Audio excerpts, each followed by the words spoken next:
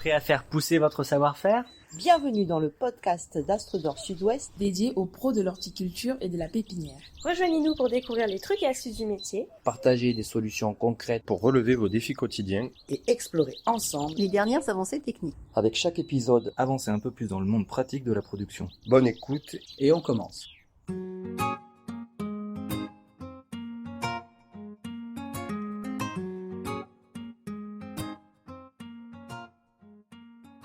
Bonjour à tous, aujourd'hui on se retrouve pour notre premier podcast, le podcast d'ASO, d'Astredor Sud-Ouest. Je suis avec Nicolas Guibert, ingénieur d'expérimentation à la station de Villeneuve-d'Ornon, et on va parler de la marche à suivre dès la réception des jeunes plants, ou du moins de ce qu'on fait à Astredor justement quand arrivent ces nouvelles plantes. Donc on arrive dans le cas où on vient de recevoir les jeunes plants. Ça va être quoi la première étape ? Alors la première étape, je ne vais pas parler forcément de la partie contrôle, qualité, je dirais, suite au transport. Ça c'est un truc qu'il faut faire absolument. Là je parle plutôt ravageurs et maladies. Donc il faut contrôler que tout est en bon état. Et donc les plaques, on les pose tout de suite à part sur une table de culture, en tout cas pas par terre, pas dans un endroit sale, donc plutôt dans un endroit propre et un peu à part des cultures qu'on peut avoir dans les serres. Il faut bien se dire que quand on a des plantes qui arrivent dans une entreprise, ça peut être perçu comme quelque chose qui va perturber l'équilibre en place. On s'acharne toute l'année avec certains traitements de biocontrôle et surtout des lâchers d'auxiliaires ou des plans de service qui vont favoriser les équilibres naturels. On s'acharne à créer des équilibres entre ravageurs et auxiliaires, et quand on importe du jeune plant, on risque de perturber ces équilibres-là. Donc on ne veut pas importer des ravageurs qui vont avoir le champ libre et se développer en masse. Donc quand le jeune plant arrive, on fait attention, on le met à part. Donc quand même dans un endroit propre, le jeune plant est censé arriver sain et propre, donc on le met dans un endroit propre. Pourquoi pas une serre, un local fermé, voilà, mais surtout pas par terre, sur des tables de culture quand même propres. On met le jeune plant là. Si on n'a pas de serre ou de local pour le mettre à part avant inspection et le futur empotage, on peut toujours le mettre dans un coin de la serre qui a été libéré pour ça et l'isoler du reste des cultures avec pourquoi pas des panneaux collants ou des bandes collantes. Si on a des ravageurs un petit peu mobiles, ils vont se coller préférentiellement sur ces panneaux-là plutôt que de passer sur les cultures avoisinantes. Et puis ça aide à détecter aussi Exactement. les problèmes de mettre des panneaux. La première étape, c'est donc de stocker les plants dans un endroit sain. Qu'est-ce qu'on va pouvoir faire ensuite ? Avant rempotage, on va venir les inspecter, regarder toutes les plaques, ce qu'on a sur les différentes variétés qu'on a commandées. Donc ça veut dire lever quelques feuilles, regarder si on trouve des ravageurs, des maladies. C'est bien quand on trouve rien, quand on reçoit du jeune plant sain et propre. C'est pas toujours le cas, c'est pas toujours facile non plus pour les producteurs de jeunes plants d'éradiquer tout ce qui peut se trouver sur une culture. Donc c'est pour ça que c'est bien de regarder, de savoir ce qu'on a. Ensuite, ici on fait toujours un traitement de biocontrôle, quoi qu'il en soit, qu'on trouve quelque chose ou pas sur la culture. Quand on trouve quelque chose, ça permet d'orienter, de savoir un petit peu où on se trouve et d'orienter le produit biocontrôle qu'on va faire. Si on ne trouve rien, on fait quand même un produit de biocontrôle, mais généraliste. Ok, ça peut être quoi par exemple comme produit ? Nous, on aime bien faire un champignon entomopathogène, c'est-à-dire que le jour J, on reçoit des boutures racinées, on va les inspecter dans la journée. On va ensuite prévoir le traitement de biocontrôle le soir, donc qui va être orienté ou pas en fonction de ce qu'on trouve sur la culture.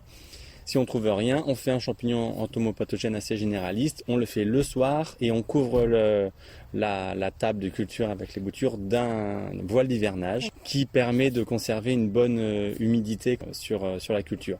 Et donc il faut bien penser que c'est beaucoup plus facile de traiter au stade jeune plant parce que la surface est bien réduite. Ça a un impact beaucoup moins important que ce soit au niveau économique ou au niveau de l'IFT, l'indice de fréquence de traitement, surtout que nous on fait toujours des produits de biocontrôle. Donc il faut faire quand même attention à ce qu'on applique, hein. Par exemple des huiles, des choses comme ça, il faut être vigilant parce que on est sur des jeunes plantules, donc là on peut quand même griller. Il faut vraiment réfléchir aux produits de contrôle qu'on applique. Donc plutôt champignons entomopathogènes quand on voit rien. Quand on voit quelque chose, quand on voit par exemple un début de puceron. Alors là, effectivement, il faut peut-être choisir. Le puceron, je sais pas si c'est une bonne.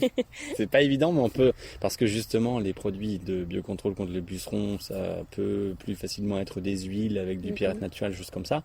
Bon, c'est possible d'en faire, mais il faut vraiment faire attention à pas brûler le jeune plant. Donc peut-être faire des tests avant. Ici, je le systématiserai peut-être pas d'emblée. C'est peut-être plus facile sur des plantes de pépinière qui sont plus coriaces.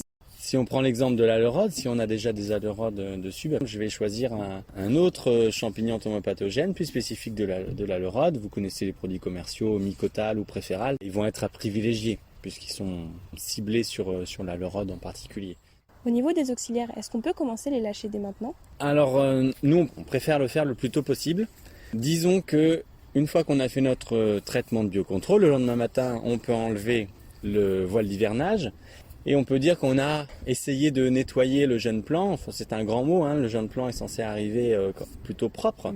Mais voilà, on se prémunit de tout risque. Et donc, nous, on essaye d'appliquer la protection biologique sur la culture le plus tôt possible. Donc, il faut quand même essayer de voir quand est-ce qu'on va rempoter. Si on rempote tout de suite derrière, il vaut mieux attendre d'avoir rempoté pour appliquer la protection biologique. Parce que si on l'applique et qu'on manipule aussitôt derrière, bon, on risque d'échapper des auxiliaires ou de faire des dégâts. En revanche, si on va prendre toute la semaine à rempoter le jeune plant, il vaut mieux, si on a des auxiliaires qui arrivent, il vaut mieux les appliquer tout de suite, même sur le jeune plant en plaque, parce que voilà, on aura déjà une protection en place, c'est mieux pour la suite. Et les auxiliaires, ce sera plus quels auxiliaires? Ça dépend de l'espèce végétale, ça dépend des risques qu'elles ont? Exactement. Donc ça peut dépendre de deux choses, je dirais. D'abord, les observations qu'on a fait au préalable. Si on a observé, par exemple, des pucerons sur la culture, même si on a fait le traitement de biocontrôle derrière, eh bien, on va sélectionner des auxiliaires pour lutter contre ces ravageurs-là, en particulier. Mais aussi, deuxièmement, on connaît les sensibilités des cultures en général. On a des cultures qui sont plus sensibles aux acariens ou aux thrips. Et donc, on va d'emblée appliquer des auxiliaires en relation avec ces ravageurs-là. Ensuite intervient l'étape de rempotage. On choisit toujours du matériel propre, soit neuf, soit si on réutilise des conteneurs qui ont déjà été utilisés, il faut qu'ils soient le plus propre possible, c'est-à-dire qu'on ne veut pas de résidus de matière organique, de substrat ou quoi à l'intérieur. Donc il faut les avoir bien nettoyés. Le mieux, c'est aussi de les avoir désinfectés pour se prémunir de maladies qu'on pourrait conserver comme ça dans les pots. Donc ça, c'est plutôt pour la poterie. C'est pareil pour les substrats. En général, on part de substrats neufs, pas de substrat qui a déjà été utilisé. Sur le plan horticole, je ne sais pas si j'ai grand-chose à dire pendant le rempotage. Évidemment, quand on rempote, on est vigilant aussi à ce qu'on observe sur la plante. Il faut se dire que c'est quasiment la seule manipulation lors de la culture qui va concerner chaque plant, dans lequel on va avoir dans la main chaque plant. Donc on n'hésite pas à garder les yeux sur ses mains et sur les plants.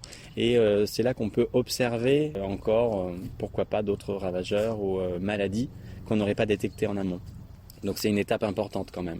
Et sur le jeune plant, je dirais de pépinière, en godet, choses comme ça, c'est important de bien nettoyer le dessus de la motte et la plante. Donc s'il y a des feuilles mortes, des fleurs, on peut enlever tout ça.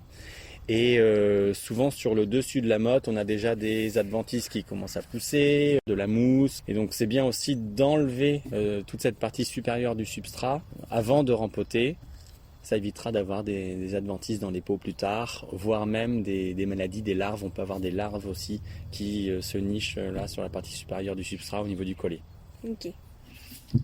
Une fois qu'on a rempoté les plants qu'on vient de recevoir, donc on les place sur la zone de culture, est-ce qu'on fait un suivi après pour les ravageurs? Tous les combien à peu près on peut regarder? Alors ça, c'est un sujet délicat. On sait qu'il faut inspecter les plants très régulièrement. Ça, c'est un grand facteur de réussite, notamment de la protection biologique. Ça permet à la fois de contrôler l'infestation des plantes, l'évolution de l'infestation des plantes, mais aussi l'installation des auxiliaires. Donc nous, on essaye de le faire de manière hebdomadaire. C'est un sujet délicat, c'est compliqué pour les producteurs d'aller dans toutes les cultures de manière hebdomadaire. Donc c'est bien de se faire peut-être un schéma comme ça de passage, même si on n'inspecte pas toutes les cultures chaque semaine. Mais au moins aller dans certaines cultures et tourner comme ça, de manière hebdomadaire. Et dans ce cas-là, ça se passerait comment? Ce serait, on prend une feuille blanche, on frappe à la tapette à mouche et on regarde ce qui tombe. On regarde les panneaux plutôt, on soulève juste les feuilles. Alors quand on n'a vraiment pas le temps d'aller dans les cultures, ne serait-ce que regarder les panneaux, ça demande peu de temps et ça donne déjà beaucoup d'indications. Ensuite, quand on a le temps d'aller dans les cultures, c'est quand même l'idéal. Ça va dépendre un peu du stade de culture, effectivement. Le coup de la tapette à mouche, ça peut être intéressant parce que c'est rapide et on voit bien ce qui tombe sur une feuille blanche. Mais ça dépend vraiment du stade quand même. Si on est sur quelque chose de trop petit ou de trop fragile, il faut mettre le nez dedans et retourner des feuilles, regarder, prendre des pots et regarder ce qu'on a sur les plantes directement. Eh bien, merci pour ton intervention, Nicolas. Donc pour le moment, on a parlé de la marche à suivre dès l'arrivée de nouveaux plants en général. On va maintenant discuter du cas des arbres et arbustes qui arrivent en racines nues cette fois-ci. Et donc je suis avec Jean-Christophe Legendre, ingénieur conseil et développement en pépinière.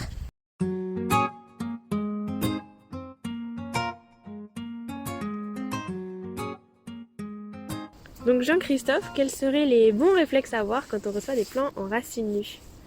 Alors, dans le cadre de jeunes plants issus de racines nues, essentiellement pour les arbres et les arbustes, les racines nues, lorsqu'on les reçoit, il faut se dire que c'est un produit, même si c'est en période hivernale, qui sont en arrêt de végétation, ça reste un produit frais.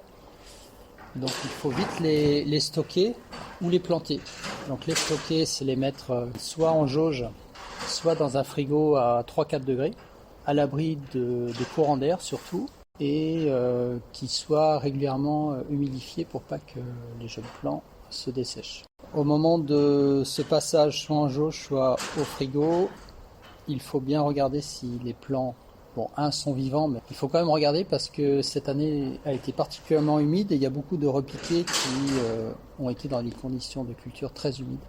Et il peut y avoir de la mortalité au niveau des racines. Donc on ne le voit pas tout de suite, mais le bois peut être abîmé, les racines peuvent être pourries même, et on s'en aperçoit souvent lorsque c'est planté ou au démarrage de la végétation. Là, c'est trop tard. Donc, il faut bien regarder si le bois est toujours bien vert, s'il n'est pas mou, si le bois est rigide. Ça, c'est important. Et ensuite, s'assurer que c'est ce que l'on a bien reçu en termes de taille et de force par rapport au cahier des charges que l'on avait décidé initialement. Concernant la mise en jauge, selon les végétaux, on peut le mettre soit dans une jauge en sable ou une jauge faite d'écorce. La jauge qui est constituée de sable est souvent plus froide que celle d'écorce, puisque le sable a souvent beaucoup de macroporosité et il refroidit plus vite l'hiver. Donc on peut mettre des végétaux dedans qui ont des zéros de végétation faibles. Donc le rosier par exemple, le rosier a zéro de végétation qui est à 0 degré Celsius, donc on peut mettre les rosiers dans des jauges sable, ça évitera qu'ils démarrent trop vite dès qu'il y a un rayon de soleil. Par contre, les autres, les arbres, les arbustes, racines nues, même les mottes, on peut les mettre dans des jauges en écorce. Ça permettra de maintenir une bonne humidité au niveau des racines. Ne pas hésiter non plus à arroser de temps en temps la jauge. Quand il fait très froid, ça sèche vite. Quand il fait chaud, ça sèche vite aussi. Bien s'assurer que les racines sont bien humides. Donc faire un arrosage régulier et contrôler le degré d'humidité dans le substrat de la jauge. Pour maintenir le taux d'humidité dans le substrat, la meilleure chose c'est soit le faire à la lance, à la main, ou alors mettre un sprinkler en arrosage de temps en temps. La durée de stockage en jauge va dépendre surtout de la réaction du végétal dans la jauge. Donc ce qui est bien, c'est de pouvoir planter les arbres et les arbustes racines nues quand ils n'ont pas fait de nouvelles racines. C'est mieux qu'ils fassent leurs nouvelles racines dans le contenant plutôt que dans la jauge. La jauge, c'est vraiment une étape transitoire, mais il ne faut pas que ça reste des mois et des mois dedans parce qu'après on perd le bénéfice de la jauge, c'est-à-dire que les plantes qui vont rester trop longtemps en jauge vont démarrer et il va falloir retailler les racines pour les mettre à nouveau en pot, donc ce qui est dommage. On va créer un stress puis on va perdre du temps au niveau du cycle de culture. Donc si possible, idéalement fin mars, début avril, tout doit être rempoté. C'est jamais facile, mais il faut essayer de s'y tenir. Et puis on peut commencer à mettre en jauge les végétaux dès que la plante, idéalement, a perdu toutes ses feuilles ou est en arrêt de végétation complet. Donc c'est entre 15 fin novembre, début décembre, voilà, on peut commencer à mettre en jauge les végétaux. Arbres, arbustes, rosiers, même fruitiers. Ensuite, pour la préparation de ces plants, si on ne les stocke pas à réception, on peut directement les planter. Comme ça, il n'y a pas du tout de stockage. Donc, les réceptionner, les préparer. Donc, c'est une taille d'habillage et en même temps de formation. Donc, on réduit la taille des racines et la taille de la partie aérienne si l'on veut que ce soit un arbuste pour équilibrer l'offre et la demande après en termes d'évapotranspiration et de besoin en eau. Si c'est pour des arbres, on peut ne pas toucher la partie aérienne et simplement tailler un peu les racines pour ne pas perdre l'avantage de la hauteur que l'on souhaite pour la suite. La taille se fera en fonction du jeune plant mais aussi du contenant dans lequel on va mettre. Il faut que le plant soit taillé, qu'il soit à l'aise dans le contenant. Donc pas de taille trop sévère ni de taille trop longue. Si la taille est trop longue, les racines vont tourner dans le pot et ces racines-là vont mourir. Donc autant s'assurer que la taille des racines soit bien adaptée au volume du contenant. Une dernière question pour finir. Qu'est-ce qu'on peut faire, Jean-Christophe, pour contrôler l'état sanitaire de ces plants à cette étape ?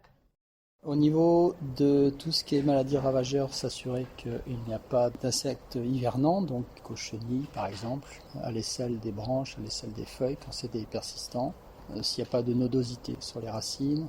Sur les plants persistants, voir s'il n'y a pas trop de traces d'anciennes attaques de ravageurs, donc de fumagine, qui peut être un signe que la plante aura par la suite des petits problèmes avec des insectes. Ça veut dire qu'il y a des adultes hivernants sur le feuillage et qu'à la reprise de végétation, ils vont aussi se réveiller. Si c'est le cas, deux solutions. Il y a certains persistants pour lesquels on peut enlever toutes les feuilles et les nouvelles feuilles seront saines. Ou alors on fait un traitement préventif. Les deux traitements préventifs les plus courants, ce serait de faire une huile type Ovifit, huile paraffinique pour les ravageurs. Et puis pour les maladies, simplement faire une bouillie bordelaise à base de cuivre. Soit un sulfate de cuivre ou alors un hydroxyde de cuivre. Ça permettrait de limiter les risques pour la suite. C'est la fin de ce premier podcast. Merci à Nicolas et Jean-Christophe d'avoir participé et d'avoir accepté d'être interviewés. Bonne journée, ne loupez pas notre prochain épisode qui portera justement sur le sujet de la taille des arbres et des arbustes. Si vous avez des commentaires ou idées pour un prochain sujet, n'hésitez pas à nous contacter sur l'adresse mail sud-du-6ouest@astridor.fr. Ce podcast a été réalisé avec le soutien financier de l'Union européenne et de la région Nouvelle-Aquitaine.